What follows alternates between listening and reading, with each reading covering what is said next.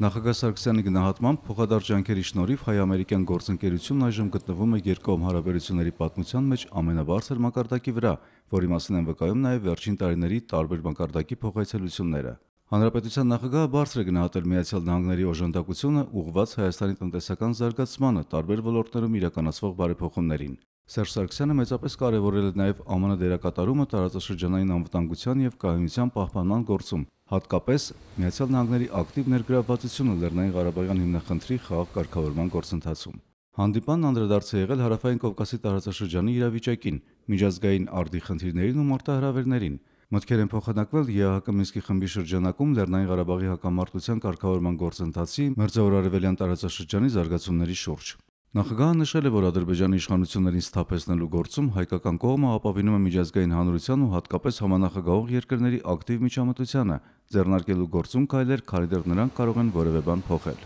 Նախագահ Սարգսյանն իր գոհունակությունն է հայտնել ԱՄՆ կոնգրեսականների